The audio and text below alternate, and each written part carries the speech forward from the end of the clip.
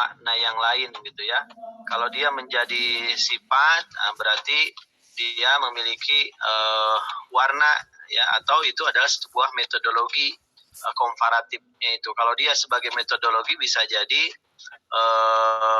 komparatifnya sendiri adalah sebagai metode. Kalau seperti itu kan yang kita lihat misalnya dalam metode, walaupun pada umumnya deskriptif kan, metode itu ada yang deskriptif ya, atau kita sebut dengan analisis deskriptif, atau dalam bahasa apa itu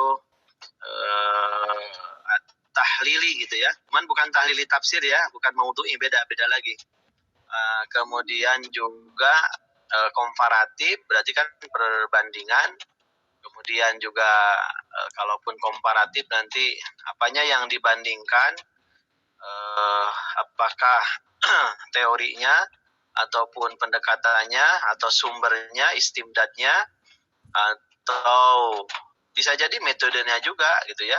Kembali lagi kepada metode dalam menafsirkan, misalnya apakah sama-sama bil ma'thur atau bil ra'yi atau bil isyari, atau misalnya dalam qiraat ya, apakah madhab kedua madhab tersebut dalam qiraatnya sama atau berbeda. Nah, itu yang dibandingkan apanya gitu kan, apa dari aspek pendekatannya, metodenya, atau sumbernya dan sebagainya ya, sehingga nanti akan ketahuan berbeda itu karena metode yang digunakan berbeda. Misalnya yang banyak dikaji di pondok pesantren ya, tafsir Al-Jalalain itu kita kaji, kita bahas, tapi kebanyakan tidak mengkaji Imam Jalaluddin As-Suyuti dan Imam Jalaluddin Al-Mahali itu dalam qiraatnya madhab apa. Ini yang siapa kemarin yang ke Bapak itu ya, Fadli kalau nggak salah ya.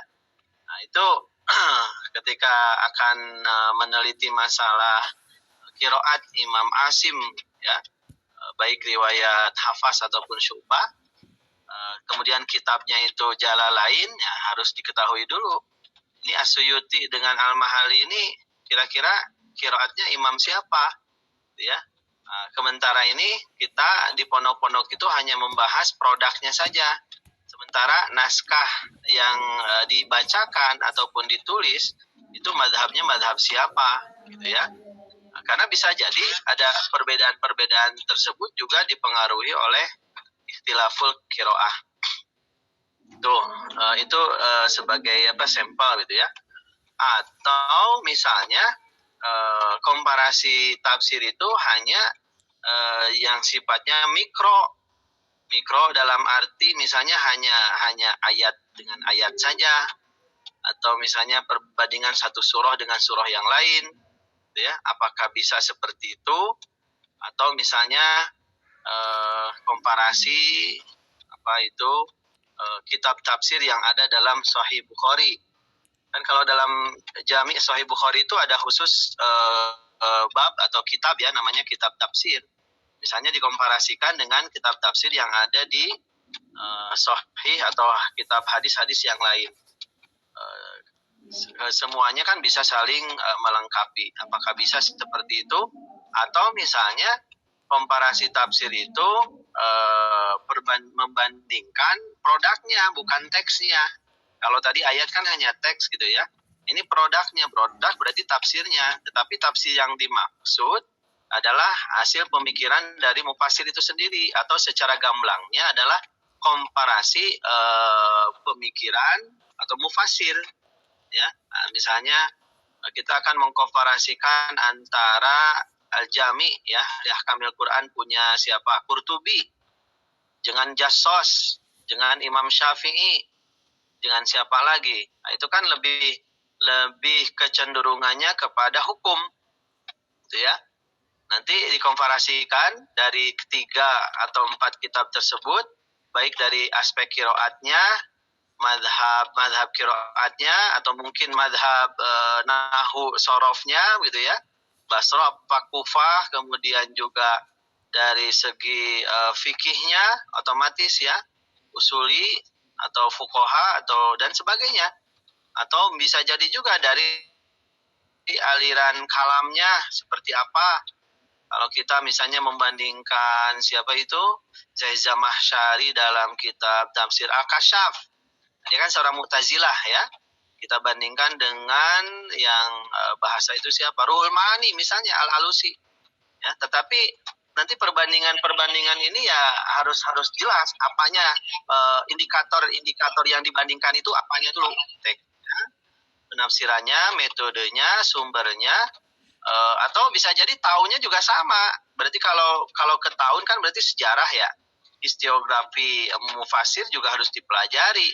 Ketika para mufasir itu membuat sebuah mendalami sebuah tafsir, ya, bayanu muradi kalamillahi ta'ala biqadri taqdil basyariyah itu dipengaruhi oleh sosial budaya politik apa.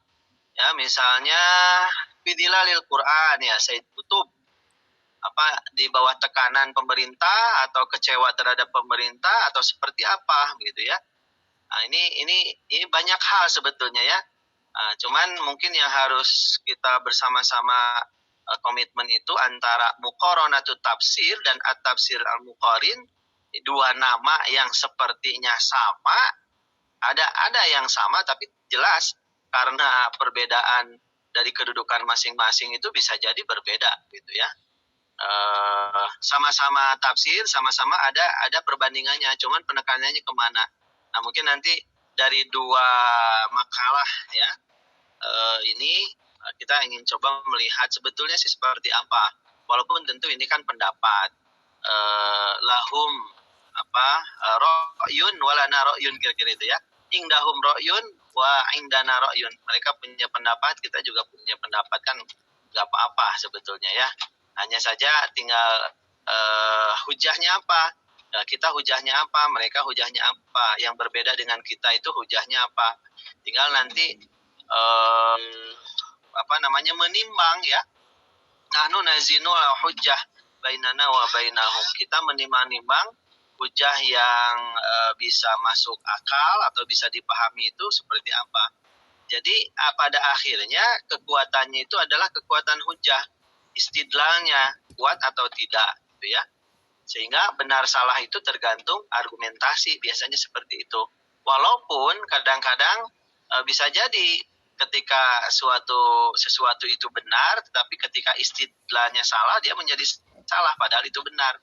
Atau sebaliknya, sebetulnya salah tapi ketika istidlalnya kuat gitu ya, padahal tidak nyambung, akhirnya menjadi sebuah kekuatan dan sebagainya.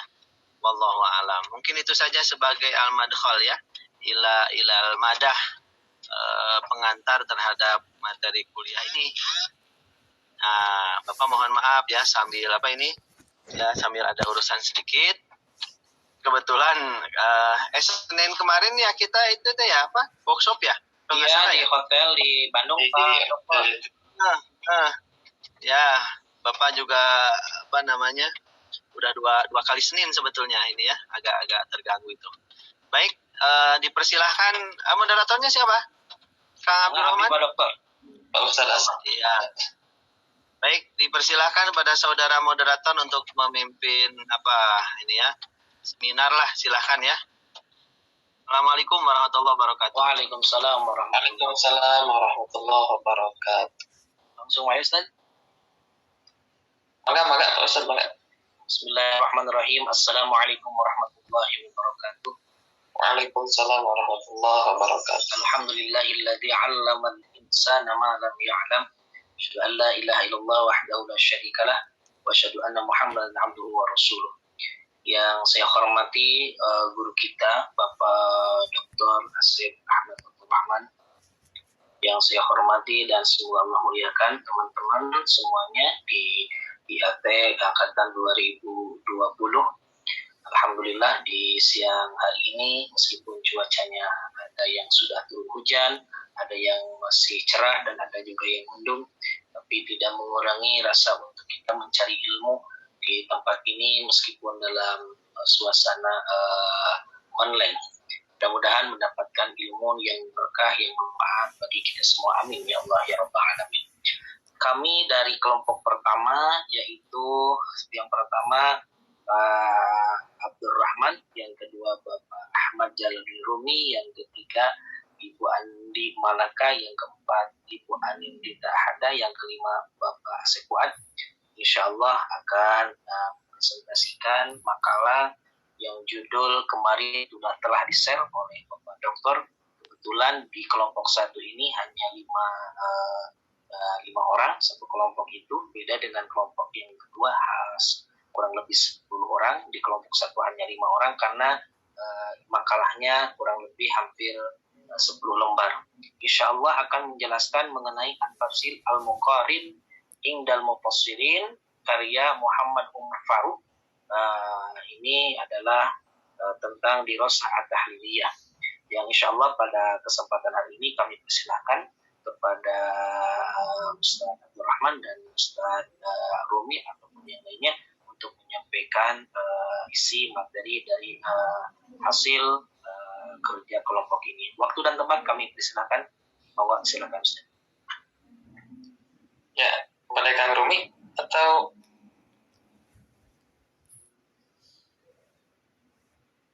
Mangga Ustaz Tipayu. ya. Bismillahirrahmanirrahim. Assalamualaikum warahmatullahi wabarakatuh. Waalaikumsalam warahmatullahi wabarakatuh. Alhamdulillahirabbil alamin wa bihi nasta'inu ala umuri dunya waddin. Wassalatu wassalamu ala asyrafil anbiya'i wal mursalin wa ala alihi wa ashabihi ajma'in amma ba'd. Yang saya hormati Pak Dr.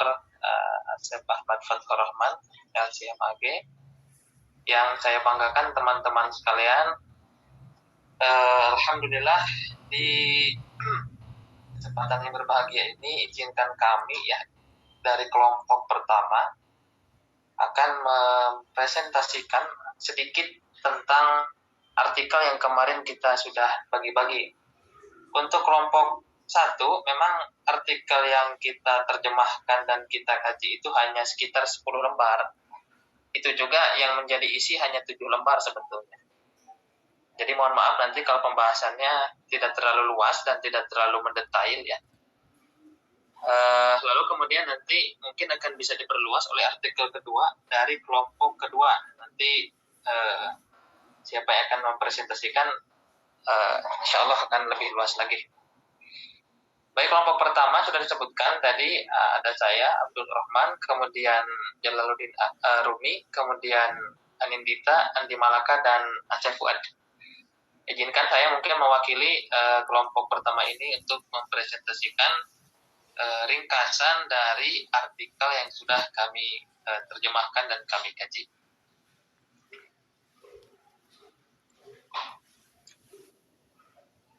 Sudah terlihat? Sudah Ustaz. Ya, udah ada Ustaz. Mohon maaf sebelumnya apabila nanti ada beberapa istilah yang kurang tepat diterjemahkan berhubung karena satu dan lain hal ya. Judul artikel yang kami kaji itu adalah tentang Tafsirul Muqarranu Indal Mufassirin Dirasah Tahliliyah.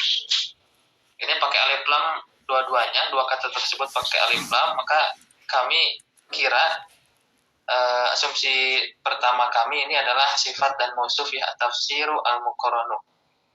Tafsir muqarran di mata para ahli tafsir, studi analisis. Nah, sebetulnya di dalam artikel ini yang dibahas itu kurang lebih 5 poin. Yang pertama mengenai kedudukan tafsir muqarran ini di dalam kajian Kequranan atau kajian tafsir. Yang kedua nanti dibahas tentang definisi tafsir muqarran itu sendiri. Lalu yang ketiga dibahas juga tentang kelahiran dan pertumbuhan serta perkembangan ilmu muqarran tafsir ini.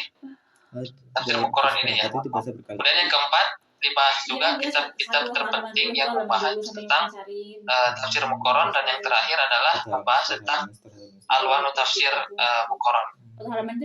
Langsung saja yang pertama, menurut penulis di sini ada 2 penulis, ada Muhammad Umar Faruk dan yang kedua, mohon maaf kalau salah penyebutan, Sumain Ahmad ya. MTQ gitu. Di taskir sepertinya Sumain Ahmad. Dua penulis ini sebelum masuk pada pembahasan tentang tafsir Muqarron, keduanya mendudukan dulu bahwa tafsir Muqarron itu adalah manhaj. Tadi kita sudah menyimak sama-sama ada thariqah, ada manhaj, ada uslub, ada itijah dan sebagainya gitu. Nah, di dalam artikel ini kedua penulis tersebut mendudukan tafsir al-Muqarron itu sebagai manhaj. Mungkin kita terjemahkan sebagai metode ya. Dan tafsir Muqarron ini diletakkan di manhaj yang keempat setelah yang pertama ada tafsir ijmali. Ijmali itu menduduki tempat pertama, kemudian tafsir tahlili, tafsir maudhu'i, dan terakhir itu tafsir Muqarron. Penulis menempatkan tafsir Muqarron ini di deretan metode-metode yang ketiga yang sudah tadi disebutkan. Maka secara simpel atau secara sederhana, tafsir al-Muqarron ini merupakan salah satu metode yang dipakai oleh ulama di dalam melakukan penafsiran. Sebutnya dengan manhaj. Lalu kemudian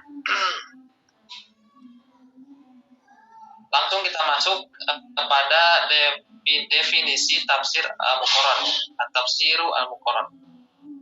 Nah, di sini penulis artikel memang merinci kedua kata tersebut, dimulai dari kata tafsir lalu kemudian kata Muqarron. Nah, keduanya menyatakan bahwa pemahaman tentang bagian-bagian tersebut itu akan mengantarkan pada pemahaman yang sempurna terhadap kedua kata ini. Kedua kata ini disebut dengan kata yang murakkab atau tersusun dari dua kata tafsir dan Muqarron. Untuk definisi tafsir, penulis menyebutkan seperti yang sering kita bahas, itu tidak aneh lagi.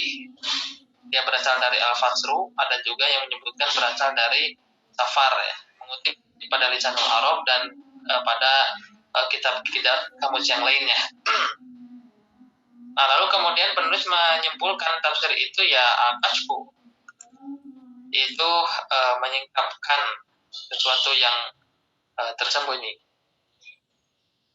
Lalu kemudian secara istilah tafsir itu ya seperti yang sudah kita pahami ya, ilmun yubhatsu fihi an ahwalil Qur'an al-Karim min haitsu dilalati ala muradillahi ta'ala bi qadri taqatil basyariyah.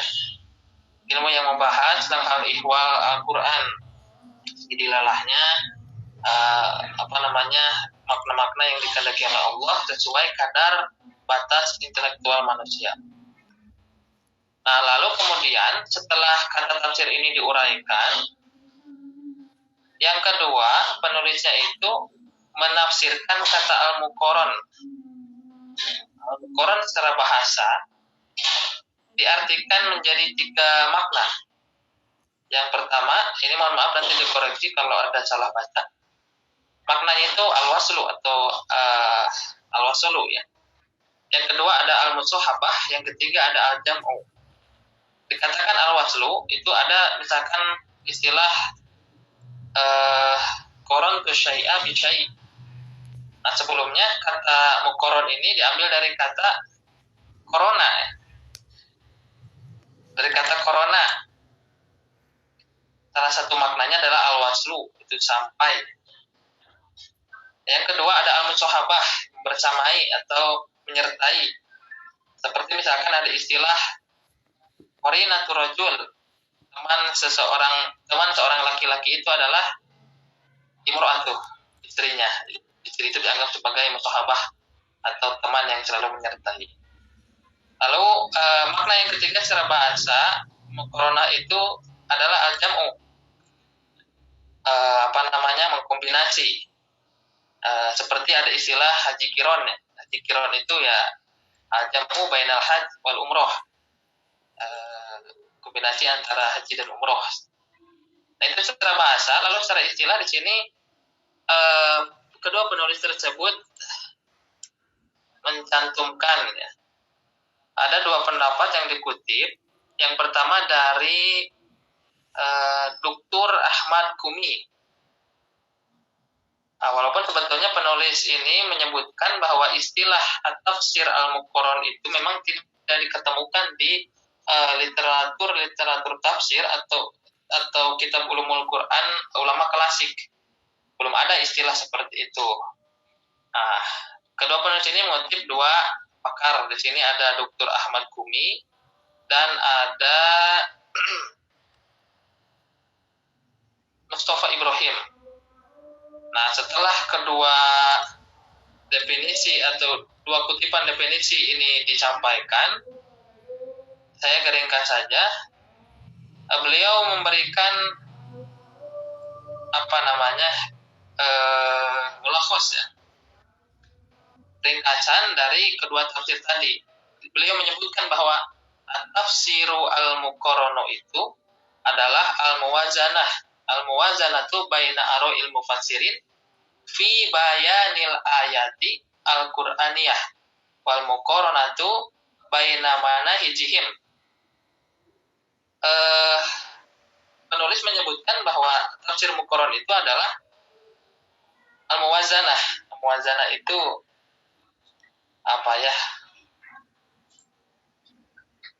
membandingkan ya, istilahnya membandingkan atau mempertimbangkan antara pendapat-pendapat para ahli tafsir mengenai penjelasan ayat-ayat Al-Quran. Membandingkan atau mempertimbangkan pendapat-pendapat para ahli tafsir tentang penjelasan ayat-ayat Al-Quran. Itu satu.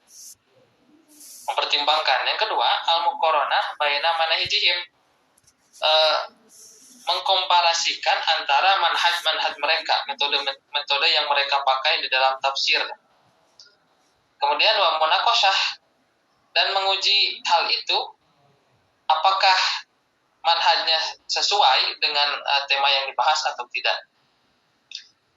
Jadi poinnya ada tiga ya, Yang pertama mempertimbangkan pendapat para ulama tafsir mengenai penjelasan terhadap suatu ayat Al-Quran.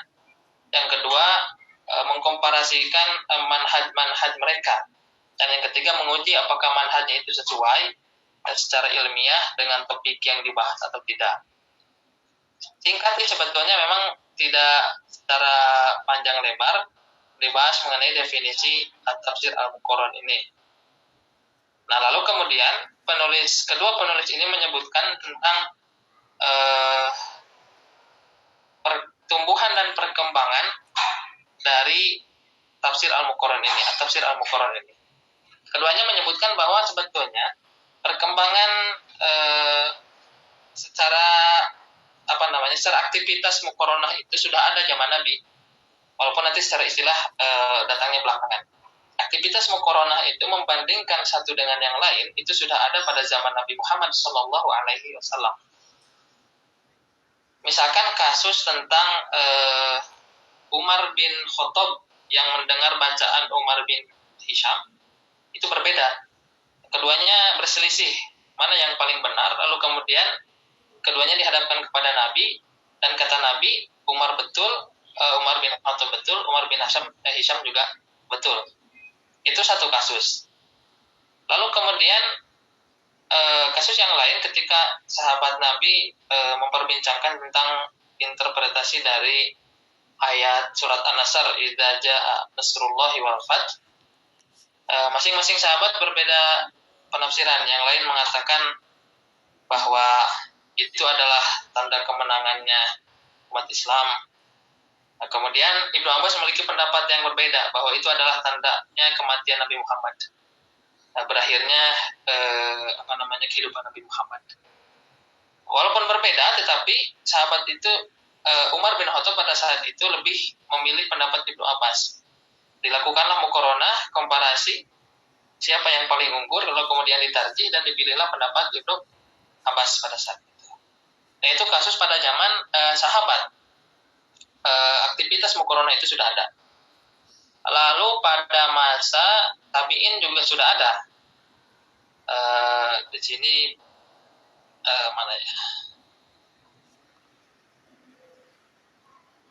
pada masa tabi'in juga sudah ada. mereka melakukan penafsiran, lalu kemudian melakukan tarjih atau muqaranah, lalu kemudian melakukan tarjih. Lalu kemudian setelah pada masa tabi'in atau tabi'in, para ulama tafsir belakangan juga melakukan hal yang demikian, hal yang sama. Seperti yang dilakukan oleh, di sini disebutkan Ibnu Atiyah ya. Kama Qarana Ibnu Atiyah al-Andalusi.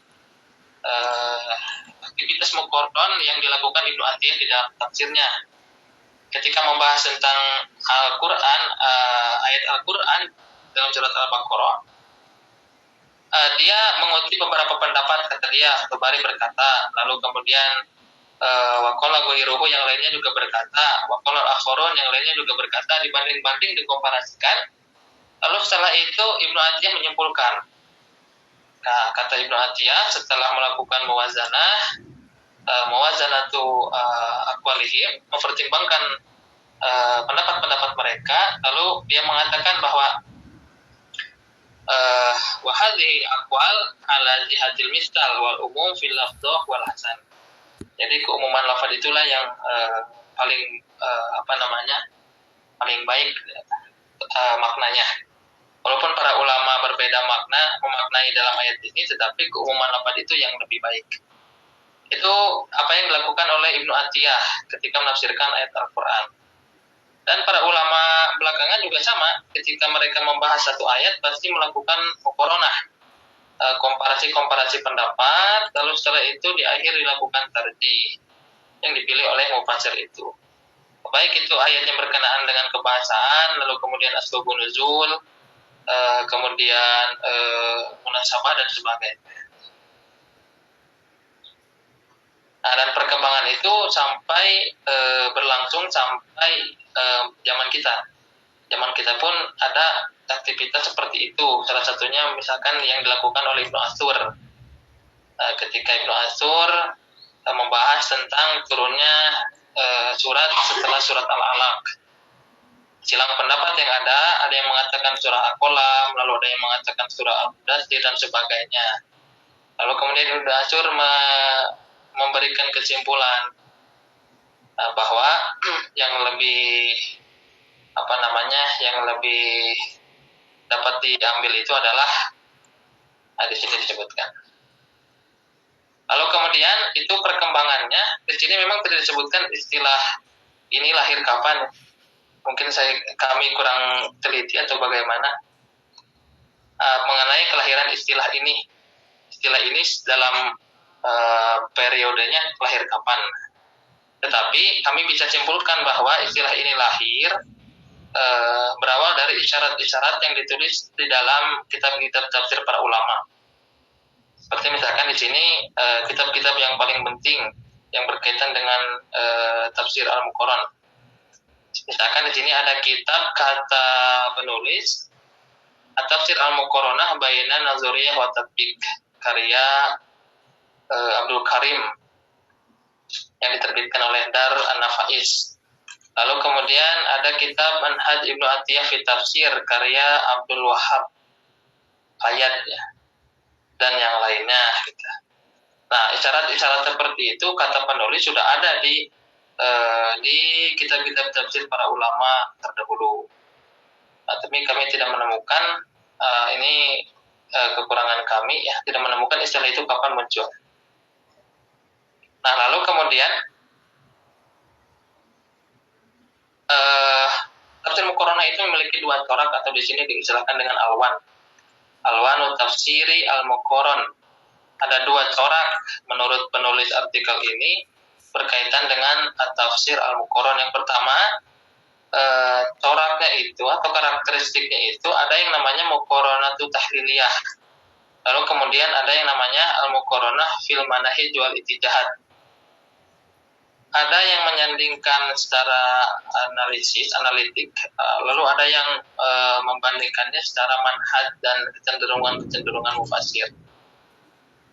Untuk definisinya di sini sudah disebutkan. Cenderungan yang pertama yang dinamai dengan al-muqarranatu tahliliyah itu adalah al-muwazanatu bainal mufassirin atau aktsar, mempertimbangkan pendapat-pendapat para mufassir, dua pendapat atau lebih.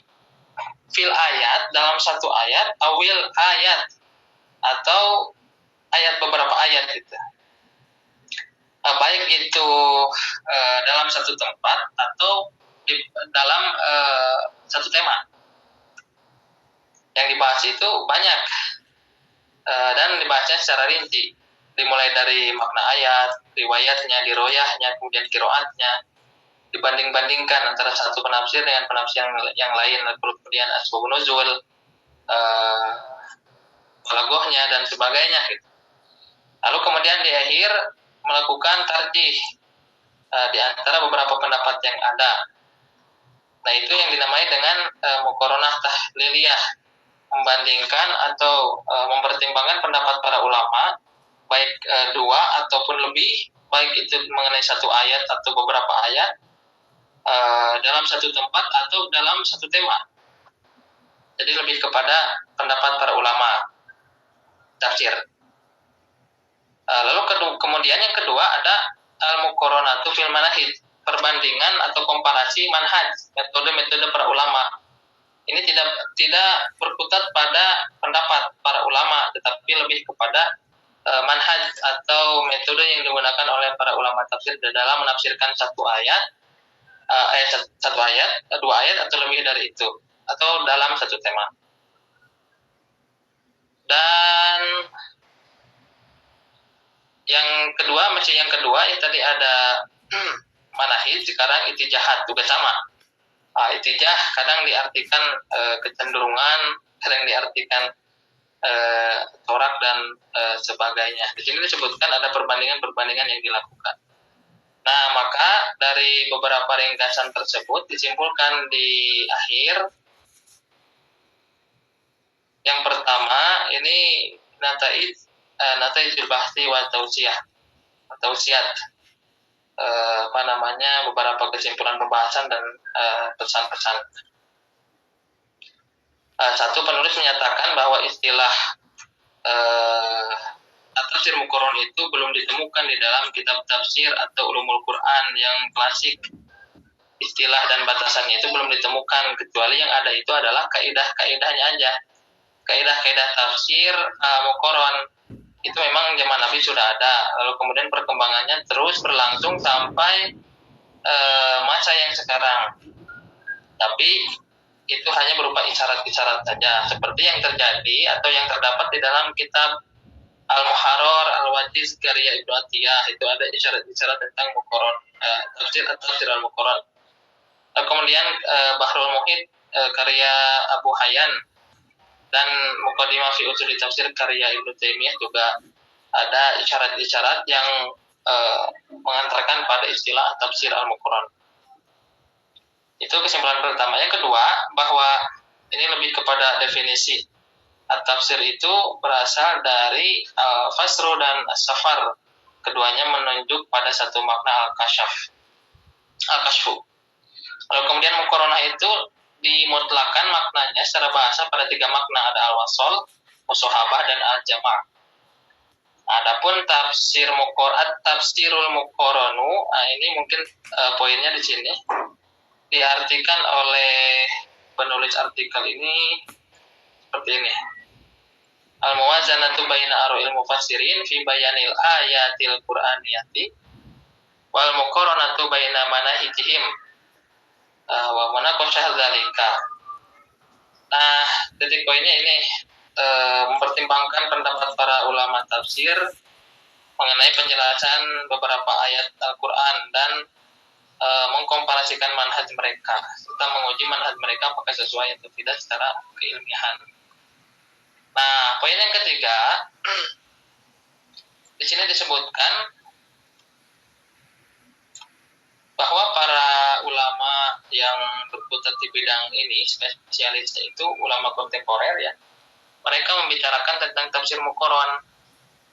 Tafsir muqaran itu memang mendapatkan tempat perhatian di kalangan para ulama, dan mereka memang memasukkan tafsir muqaran itu seperti alwan atau seperti corak tafsir yang lain disandingkan dengan tafsir tahlili, ijmali, maudu'i. Nah, tafsir muqarron ini disandingkan dalam deretan ketiga metode tersebut. Walaupun sebetulnya mereka tidak merealisasikannya dalam bentuk contoh-contoh. Contoh misalkan ini apa, itu apa gitu, belum direalisasikan kata penulis ini. Nah, lalu yang keempat tadi tentang pembagian corak muqarron, ada tahlili, muqarron itu ada tahlili. Coraknya ada yang kemudian corak fil manahij al-mufassirin. Lalu yang kelima terakhir, bahwa tafsir muqarron itu memang lebih berpegang pada kaidah tarjih yang dilakukan oleh para ulama. Memang kebanyakan ada yang mentarjih ya di dalam kitab tafsir mereka, ada yang mengabaikan saja, artinya sebuah pembahasan diberikan keluasan untuk memberikan tarjihnya masing-masing. Nah, ada pesan dari penulis di sini disebutkan bahwa para pengkaji itu memang disarankan untuk menulis baik bentuk risalah atau bentuk yang lainnya yang berkaitan dengan pembahasan tafsir muqarron, karena ini jarang katanya. Nah, jarang dibahas dan jarang dibakukan tidak seperti metode-metode yang lainnya. Baik teman-teman sekalian, mungkin itu saja yang dapat kami suguhkan, yang dapat kami sampaikan.